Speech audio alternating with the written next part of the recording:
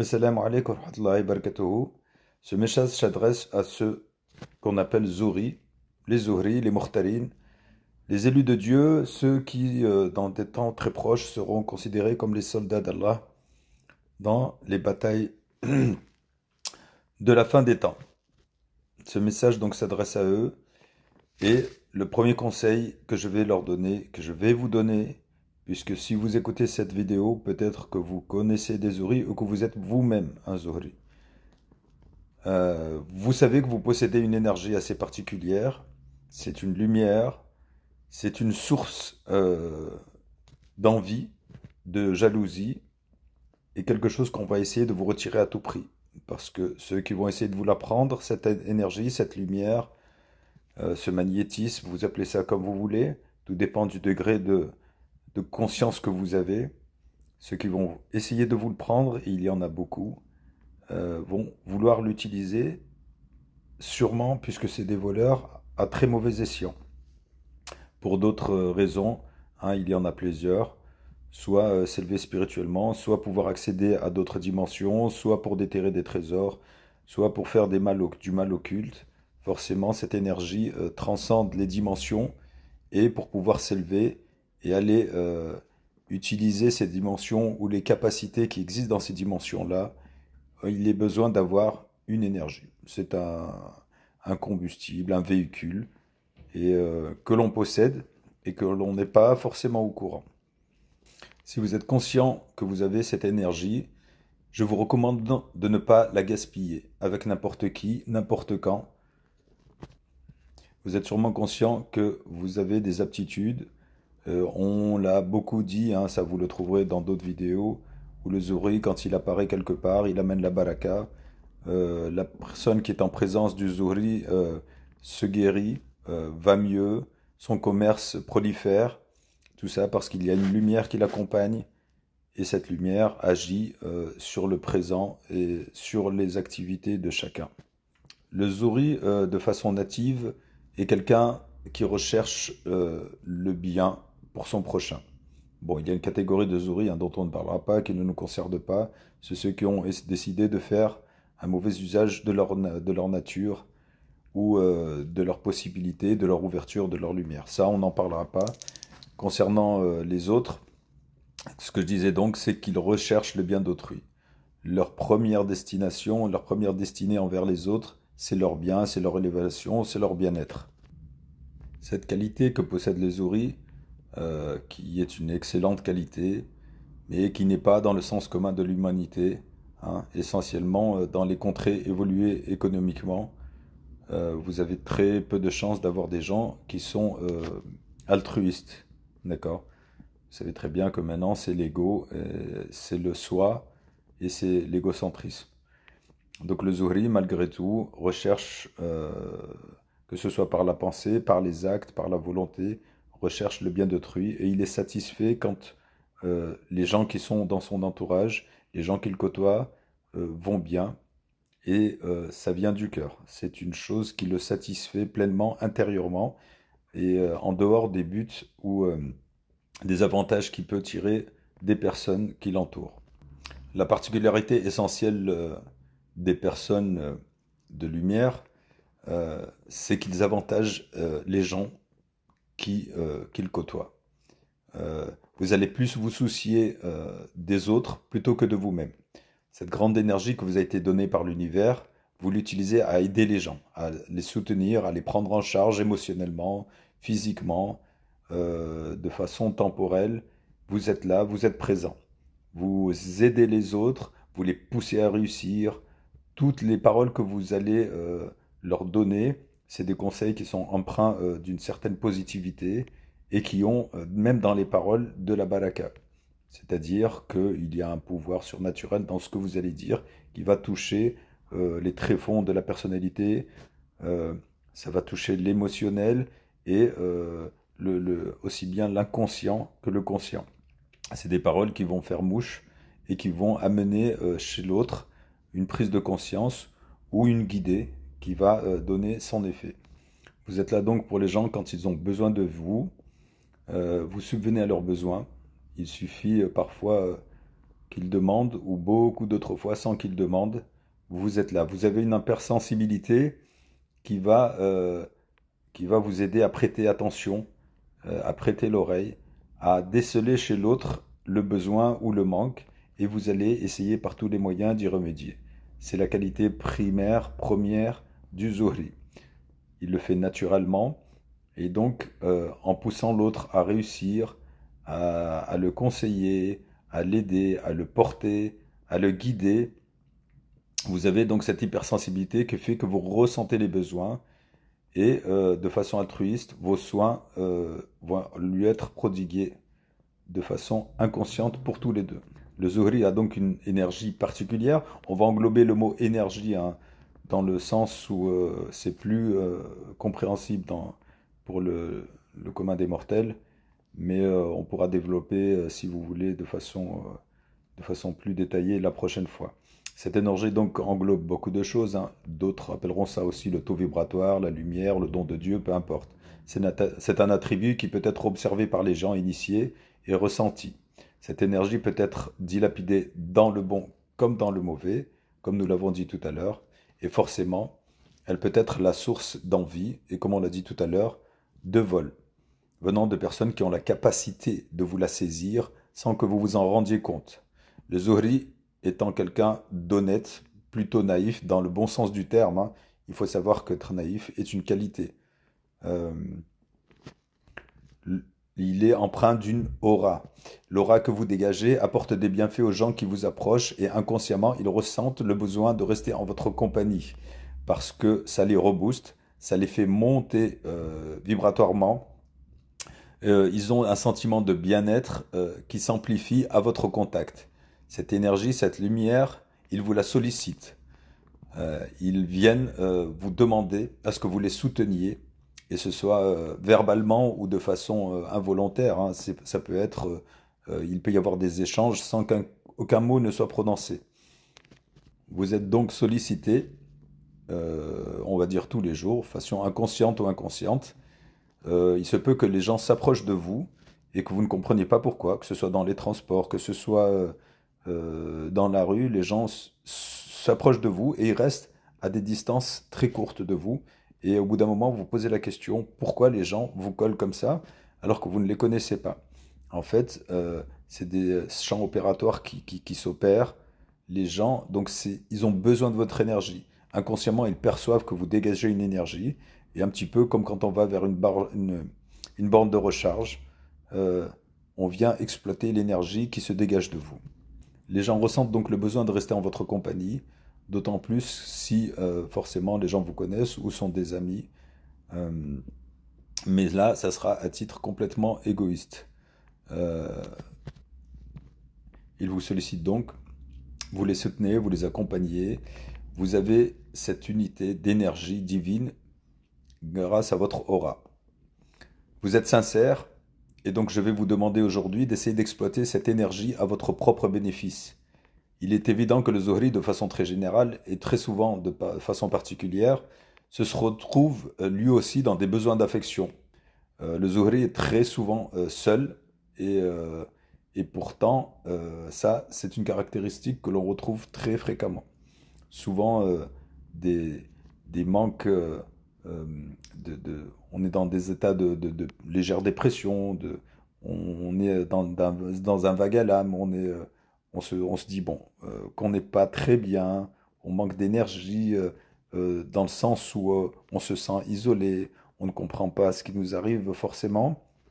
Et le plus, on va dire, percutant, le plus euh, étonnant dans cette chose, dans cette situation, c'est que le Zuhri, dans cette recherche d'affection dont il a besoin, se retrouve très, très souvent seul.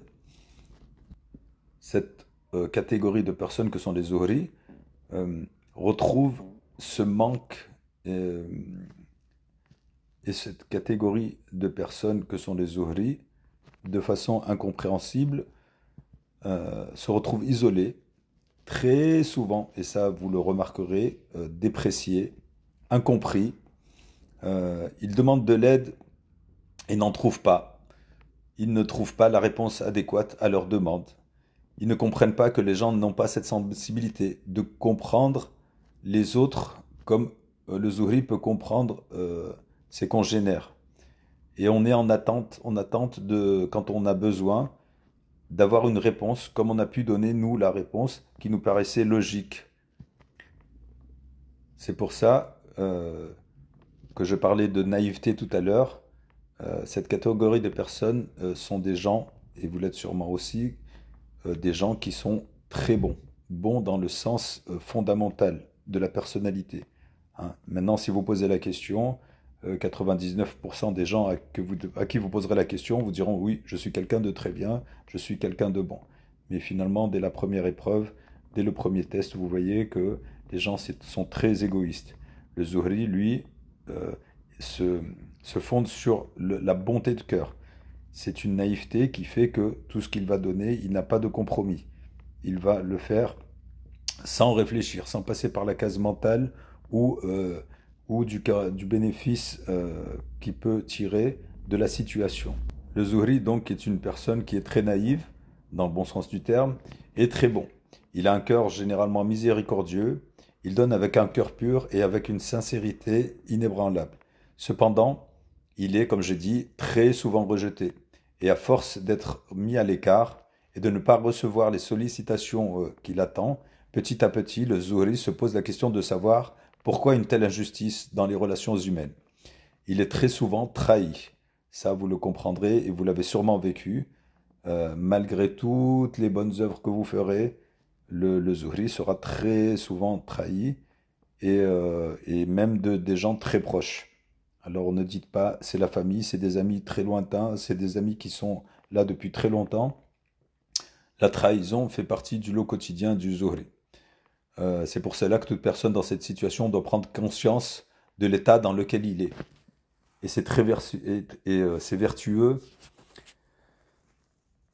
ce sera vertueux de vouloir renverser les tendances, à savoir rester avec vos qualités, sans les déprécier, sans vouloir les changer, sans vous dire que c'est plus un fardeau qu'une qualité. Non, gardez vos qualités, protégez-les et commencez à savoir différencier le bien du mal, le profiteur par rapport à celui qui a vraiment besoin de vous et qui sera un minimum reconnaissant, même si ce n'est pas la chose primordiale que l'on recherche. Quand on a fait une bonne action, le Zuhri possède une grâce de Dieu. Et il le fait, je vais dire, inconsciemment. Il a des pouvoirs, hein, c'est une hiérarchie de pouvoirs que possède le Zuhri, à savoir, il y a plusieurs grades dans le Zuhri. Et suivant son grade, on a des pouvoirs qui sont forcément parfois disproportionnés, parce que on peut faire des choses que le commun des mortels ne peut pas faire.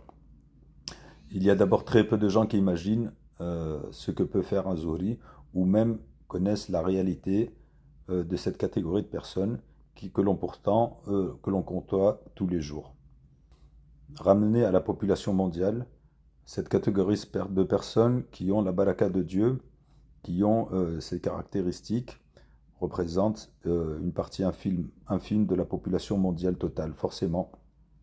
Et il est dans ce groupe ou ce sous-groupe de l'humanité, une autre encore catégorie qui ont des permissions divines. Alors, vous avez en tant que Zuhri déjà des permissions de pouvoir aller dans d'autres dimensions, de pouvoir dialoguer avec des êtres invisibles, de connaître le monde de l'invisible, de pouvoir travailler avec des entités que le commun des mortels ne voit pas ou n'entend pas. Le Zuhri possède plusieurs qualités, soit la clairvoyance, soit la clairaudience, soit les deux, soit l'intuition, soit le pouvoir de changer les choses grâce à une aide extérieure. Forcément, nous avons tous la même mécanique, mais nous n'avons pas tous les mêmes clés. Le Zuhri peut posséder des clés, des possibilités et faire appel à des entités qui elles-mêmes iront faire le travail pour la personne. Les dons de voyance, ce sont des êtres extérieurs qui viennent vous susurrer à l'oreille ce qu'ils savent, parce qu'ils ont une célérité, une vitesse, ils ont des connaissances, ils ont une avance que l'humain n'a pas. Ils viennent vous rapporter à l'humain qui, lui, va répéter. Et suivant qui il côtoie, suivant à qui il s'adresse, il est donc caractérisé de clairvoyance ou de clairaudience. Après, il y a aussi des serviteurs d'Allah qui sont musulmans et qui peuvent aider à la guérison, aider à chercher la sorcellerie, aider à la déterrer, à savoir si elle est écrite, si elle est dans cette dimension, dans une autre, si c'est dans l'eau, si c'est écrit. Si... Alors il y a beaucoup de catégories, là aussi on reviendra dessus. Et ces entités, bon, du fait de leur capacité cognitive, euh, hein, c'est écrit dans plusieurs sourates, et ne serait-ce qu'avec l'épisode de Salomon, on voit que les djinns ont des possibilités. Il y en a qui sont musulmans et qui aident l'humain. Généralement, c'est la plus grosse partie des Zuhri. Ils utilisent des djinns musulmans ou qu'on appelle aussi Rouhani. Il existe donc dans le haut du panier des Zuhri, des gens qu'on appelle, qui ont la permission divine. Ce sont les Madounines. C'est des gens qui ont directement la permission divine. C'est-à-dire que tout ce qu'ils feront, tous les attributs qu'ils auront et tous les actes qu'ils pourront faire seront des actes permis par Dieu. C'est-à-dire Dieu est clairvoyant, hein, forcément. Il est omniscient. Il va savoir ce que vous faites. Et ce que vous ferez, vous, ce sera une permission que Dieu vous donnera. Il vous donnera des capacités à enlever la sorcellerie, à avoir de la clairvoyance, à faire des choses de guérison, et vous aurez une certaine aura, une certaine légitimité dans ce que vous faites. Contrairement aux gens qui peuvent être des raqis, avec toute la bonne conscience qu'ils peuvent avoir, mais travailler avec des djinns contient forcément un risque. On est, les humains comme les djinns, on est des gens qui peuvent fauter, on peut se tromper, tandis que pour les gens qui sont madounines, il n'y a pas d'erreur possible puisque ça vient du céleste et que les actes que l'on va faire sont, on va dire, protégés par la permission divine. Généralement, cette catégorie de personnes, des madounines, savent qu'ils ont cette permission divine et sont généralement protégés. Nous revenons sur la catégorie des Zuhri qui ont des capacités, qui ont parfois une très très forte énergie. Hein. Et cette énergie, eh ben, c'est comme quand vous voyez dans la rue, dans l'obscurité, vous voyez un lampadaire au loin, vous le voyez de très loin. Les gens qui ont la capacité de voir ces énergies-là, comme je l'ai dit tout à l'heure, vont s'approcher de vous par intérêt. Leur but premier sera, quand vous tombez sur un trésor, et on en a vu beaucoup, ils vont s'approcher de vous, et ils vont commencer à vous pomper cette énergie. Parfois ça prend plusieurs jours, des périodes très longues, et ils vont y aller par étapes. Ils vont voler progressivement cette énergie. Ces voleurs d'aura, ces voleurs d'énergie vont s'approcher du naïf, de la personne qui n'est pas au courant. Je vois beaucoup de gens qui disent sur Internet qu'ils ont les caractéristiques du Zuhri et se demandent qu'est-ce que ça veut dire, pourquoi les gens demandent à savoir, à répertorier les gens qui ont les signes du Zuhri. Ce sont des gens, ne leur faites pas confiance. À partir du moment où ils vont canaliser sur vous, ils vont commencer à vous voler votre énergie sans que vous soyez au courant. Vous êtes naïf, vous ne savez pas ce que vous êtes en train de faire en décrétant à tout va que vous êtes un Zuhri. Il y a des voleurs qui vont exploiter. Ils vont exploiter votre énergie, ils vont la voler. Vous n'êtes pas au courant de vos dons et sous prétexte de devenir vos amis, ils vont progressivement prendre vos capacités que vous auriez pu utiliser à bon escient pour vous-même ou pour les autres. Cela est très possible. Vous pourrez utiliser ces dons à des fins de guérison. Vous avez un magnétisme qu'il suffit juste de poser vos mains par apposition au-dessus du corps et vous allez réénergétiser les cellules, redonner une hiérarchie et une fluidité dans les énergies du corps. C'est une chose que vous le faites sans conscience, il faut juste vous concentrer.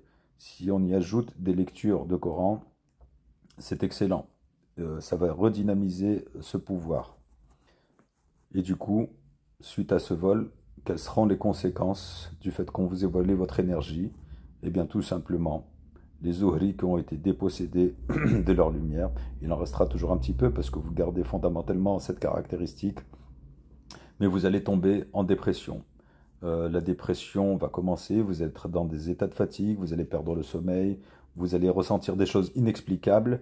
Vous irez voir la médecine traditionnelle, on vous dira que tout va bien, vous n'avez rien du tout. On ne sait pas, on ne pourra pas diagnostiquer ce que vous avez.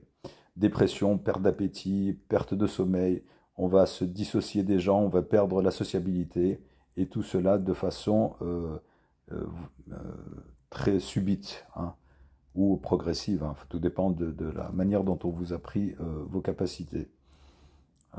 Si cela vous arrive, il est urgent de chercher les bonnes personnes qui pourront vous rétablir vos énergies, les récupérer ce qu'on appelle les clés, hein. Les clés, ce sont des capacités, ce sont des grades dans vos capacités.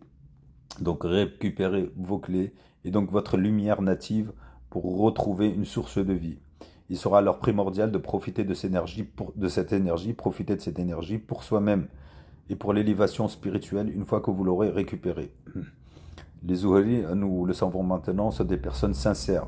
Il est pourtant difficile de constater, que malgré ces qualités, les gens les plus proches de vous vont vous dénigrer, vont douter de vos capacités une fois que vous leur direz ce que vous pouvez faire, les capacités que vous avez.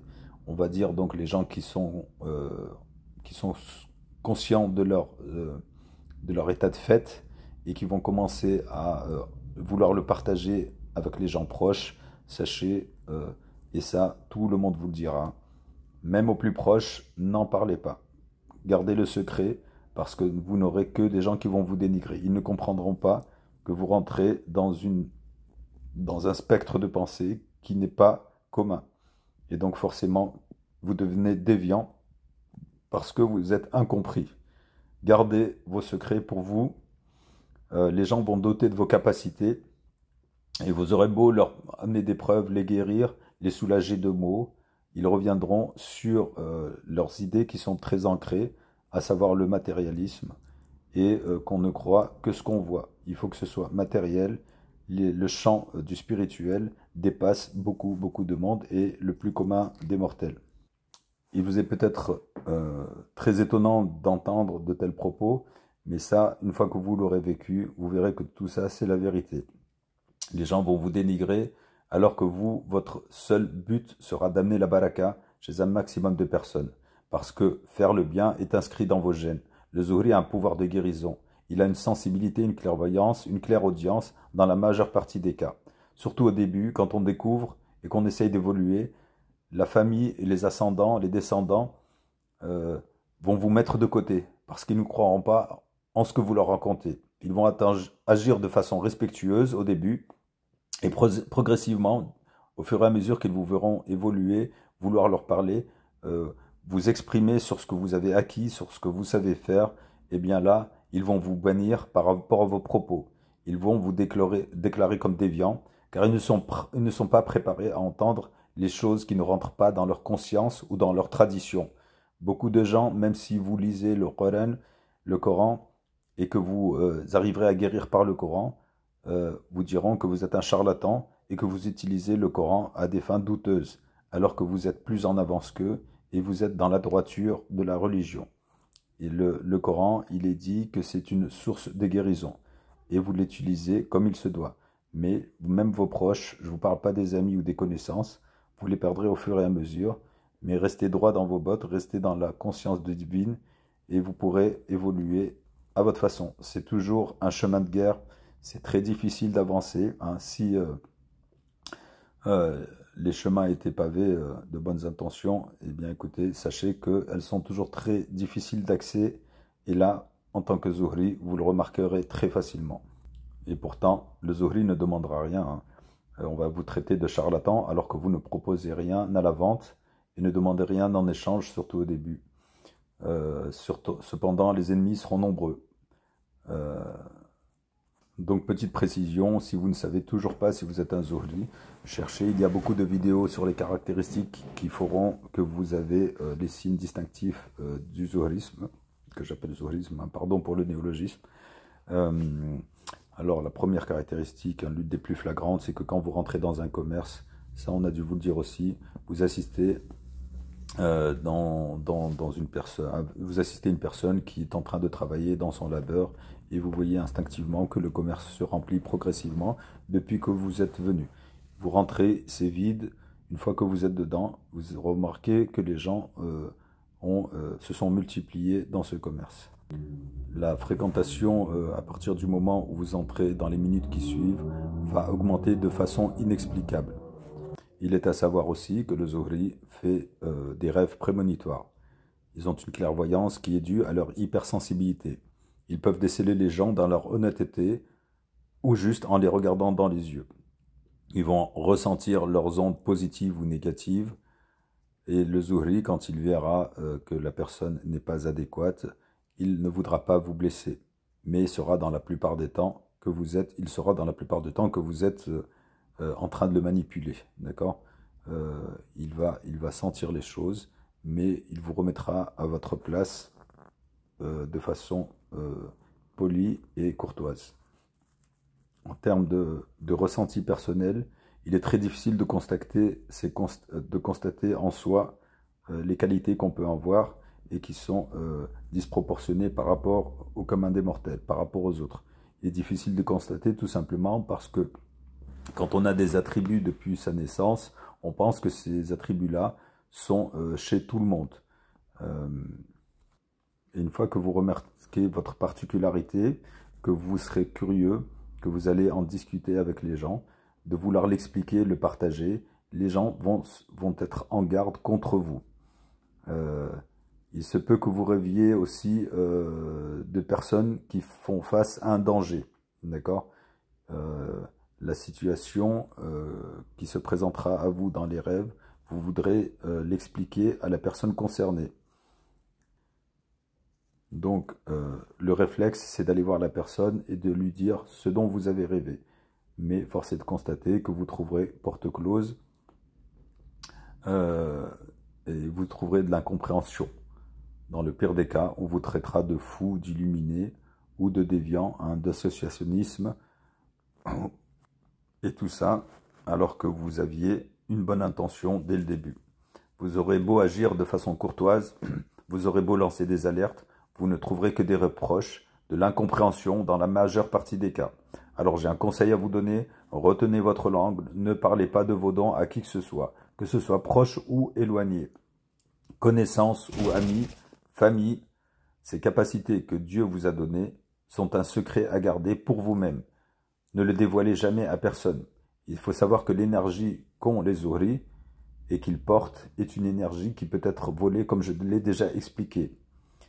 Les gens qui peuvent le voir n'auront de cesse de vous l'apprendre et généralement d'aller voir votre famille. Parce que généralement quand on est Zohri, beaucoup de la fratrie ou des ascendants ou des descendants le sont aussi. Et donc ils feront une razdia sur toute votre famille. Ils se rapprocheront de vous et prendront progressivement la baraka de chacun. Comme je l'ai expliqué, cette lumière, ces capacités qu'ils vont entasser, vont leur permettre de s'élever, de rentrer dans des dimensions parallèles. Ça aussi, il faut être initié pour comprendre ce que cela veut dire. Ce qu'on appelle communément aussi les voyages astraux. Hein. C'est une élévation de l'âme qui fait que vous rentrez dans des vibrations qui vous permettent de rentrer dans des champs de conscience qui ne sont pas celles que l'on connaît. Il y a plusieurs dimensions. Généralement, les gens sont à la 3e dimension, voire les plus éveillés d'entre nous, 4e dimension. Alors que les dimensions peuvent, en niveau d'élévation spirituelle, peuvent monter jusqu'à plus de 13. Le sorcier qui essaiera de vous voler cette énergie pour entrer dans les mondes parallèles sera complètement de façon égoïste. Il voudra tirer les bénéfices de ces mondes inconnus. Bien évidemment, il est possible de travailler avec les mondes occultes. Ne vous méprenez pas. Il y a des gens qui avaient des rêves et des objectifs. Ils ont été anéantis parce qu'ils ont parlé de leurs capacités ou parce qu'ils ont eu la malchance de rencontrer des mauvaises personnes. Ils ont été dépossédés et vivent dans le dénuement le plus total. Toute leur vie, à partir du moment où ils ont été dépossédés, ils peuvent vivre de façon très très sommaire. Avec, au niveau économique, au niveau social, la pauvreté la plus absolue. C'est pour ça que je vous dis, ne parlez de ça à personne. Ce sont des gens qui, à la base, ont une richesse en eux, ils ont des capacités qui sont des fois très énormes. Donc, utilisez cette énergie pour vous-même. Utilisez-la pour vous développer. Parce que en vous concentrant, en faisant de la méditation, vous verrez que vous serez de plus en plus sensible. Vous aurez des choses nouvelles que vous allez apprendre. Vous aurez des ouvertures, vous aurez de la vision, vous entendrez des choses. Et donc cette énergie, elle va se multiplier et forcément vous allez évoluer très vite. Et ça, vous le faites en votre sein intérieur, en votre fort intérieur, pardon. Et donc n'en parlez pas, euh, euh, pour ne pas avoir la malchance d'être dépossédé. Je vous le répète, il ne faut rien dire, agir dans le secret, peu importe l'aide que vous apportez aux gens, les avertissements. Et ça, forcément, c'est de bon augure pour les Zohri. Mais vous ne trouverez, comme je l'ai dit déjà encore, mais il faut bien que vous percutiez sur ça, vous allez trouver de l'incompréhension, vous vous sentirez seul et vous serez abandonné, triste. Vous aurez des paroles blessantes, ça sera horrible pour vous. Malgré toute la bonne volonté que vous aurez mis, vous sortirez de toute façon vainqueur auprès d'Allah, même si vous n'avez trouvé auprès des gens aucune satisfaction. Le héros, ça sera vous. À la fin, le principal, c'est ce que vous êtes auprès de Dieu et non pas auprès des humains. Ce sont des épreuves de la vie, ce sont des épreuves de tous les jours. Il faut savoir vivre avec, les comprendre et faire en fonction. Ne pas se battre contre un destin qui va de toute façon être plus fort que vous. Donc vous prenez le courant dans le bon sens et vous utilisez la force de ce courant à votre avantage et n'essayez pas d'aller à contre-courant, même si ça paraît difficile, même si ça a l'air dangereux, même si vous ne comprenez pas tout, mais relevez-vous sur cette vague et suivez le flot, vous allez voir, vous sortirez vainqueur de toute façon. Le Zohri est un protégé de Dieu, est un élu de Dieu. Il veut que vous soyez apte à comprendre, à vous relever et à être garant et être digne des dons qu'il vous a donnés. Donc je le répète, si vous avez commencé à chercher les bonnes personnes qui vous diront, si vous pensez être un Zohri, de quel type de Zohri êtes-vous? Bien évidemment, il y a plusieurs catégories. Quelles sont vos capacités qui diffèrent suivant les gens? Forcément, il y a toujours une hiérarchie. Généralement, les capacités sont plurielles, hein. Il n'y en a pas qu'un seul. Il y a des gens qui développent une seule capacité, mais qui est très forte. Il y en a d'autres qui en ont énormément. Une fois que vous connaîtrez vos capacités, vous irez chercher vos clés. Il existe différentes clés. Bon, on dira ce que c'est plus tard, ce que sont les clés. Ce sont des capacités. Il faut avoir tout son trésor, généralement. Ce sont 7 clés qui permettent d'accéder à la porte divine, qui permettent d'évoluer. Hein. On va parler de porte pour dire que c'est une étape dans la vie de l'élévation spirituelle, dans la vie du Zohri. Les clés, ce sont des sciences, ce sont des ouvertures, ce sont des permissions pour agir sur le mental, le physique. Ce sont des possibilités qui sont en lien avec l'au-delà, avec les mondes parallèles, avec le monde de l'invisible. Et ça, c'est une chose que très peu de gens comprennent. Combien de personnes sont allées consulter pour des conseils et pour une élévation spirituelle, pour qu'on leur ouvre leur porte du champ de la conscience, le champ de l'élévation spirituelle, et cette porte qui donne accès à ces mondes qui sont forcément multiples et immenses, que le commun des mortels ne pourra pas comprendre. Il faut vraiment être initié. Mais un premier pas vers ces mondes-là vous fera comprendre progressivement dans quel monde on le vit vraiment. Il y a des gens qui utilisent ces mondes parallèles tous les jours. C'est une science à avoir, c'est une connaissance. Donc quand vous allez chercher à savoir qui vous êtes, quel type de Zohri, faites attention de ne pas tomber sur des charlatans. Si vous ne voyez pas de résultat dès la première séance, la deuxième séance, sachez que cette personne va être plutôt un voleur, une personne malhonnête qui vous fera miroiter au mesure des séances une avancée majeure. Et sa seule destinée, sa seule volonté, ça sera de vous garder le plus longtemps possible pour avoir le temps de vous voler votre énergie, tout en forcément vous se faisant payer pour les séances. C'est-à-dire que vous venez vous faire déposséder et en plus vous payez pour ça. Donc si vous ne voyez pas d'évolution très rapidement, c'est que vous ne devez pas rester avec cette personne et trouver les gens qui sont de bonne facture, de bonne destinée, qui ont le cœur pur et qui voudront vous aider. Vous le verrez à leur œil. Ces mentors que vous aurez forcément à côtoyer auront pour habitude de déposer dans votre corps un djinn qui va s'immiscer dans vos entrailles et qui viendra donc profiter de qui vous êtes. Il aura accès donc à vos pensées, il pourra agir sur votre comportement, il pourra forcément transmettre à celui qui l'a envoyé vos faiblesses et ce qui reste de la lumière à prendre. Si vous décidez un jour de rompre avec cette personne-là, on va vous donner un petit coup de pression. Le djinn va déstabiliser votre mental, votre comportement. Il va vous faire tomber en dépression. Et forcément, comme vous ne connaissez que cette personne, vous retournerez vers lui et il vous fera soulager pendant 1 mois ou 2 mois, le temps qu'il arrive à ses fins. Forcément, ces gens-là,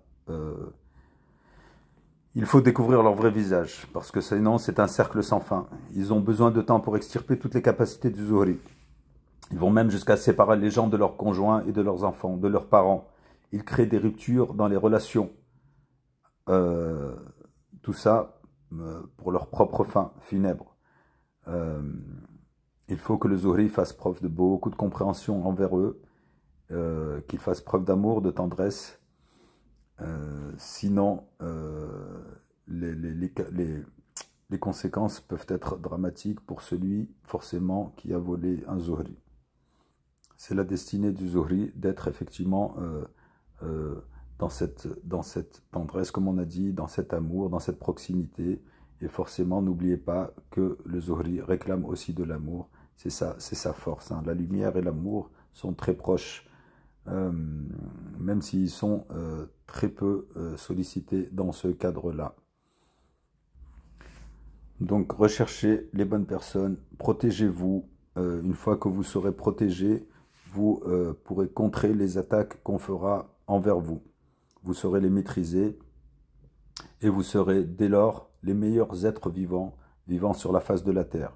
Il faut savoir que les Zuhri, et ça c'est un autre domaine, sont les soldats de Dieu. Vous êtes les soldats du Tout-Puissant. Vous êtes là pour manœuvrer dans le but de Dieu, dans les bonnes actions et dans le bien de la communauté. Il est à savoir que le Zuhri est un soldat et qu'il est soumis à Dieu. Il a fixé une relation avec Dieu et il va la garder. Évitez pour cela, forcément, pour rester dans votre lumière, évitez toutes les turpitudes, tous les péchés. Il faut renforcer ses relations avec Dieu. Les signes distinctifs des Zuhri, parfois, ne sont pas évidentes. Hein. Pour ceux qui ont essayé de chercher, qui ont un signe ou deux, il y en a qui n'ont pas de signes distinctifs et pourtant qui sont des Zuhri. Il n'y a pas de manifestation physique. Il se peut parfois, ce sont des signes inconnus. Un des signes, c'est derrière la tête, vous pouvez avoir 2 cercles et parfois les cercles dans les cercles qui se situent au niveau du crâne à l'arrière. Bon, forcément, vous avez les signes sur la main. Il y a la ligne unique. Il peut y avoir aussi des croix, des étoiles au niveau des traits de la main, au niveau de la paume de la main. Il peut y avoir des inscriptions divines. Là, c'est beaucoup plus difficile à aller trouver, mais ça existe. Il y a parfois aussi les sourcils qui se rejoignent. Bon, c'est pas forcément ça, mais c'est un complément sur les autres signes. Vous connaissez aussi forcément la tache oculaire, etc., etc. Le principal, c'est la clarté du cœur. Tout réside dans le cœur. Vous retrouverez les passages dans le Coran où le fondement de notre vie, de l'amour, de l'existence, la mémoire se situe au niveau du cœur. Et ça, c'est bien spécifié dans le Coran. Je demande à Allah Tout-Puissant de vous protéger de tout le mal.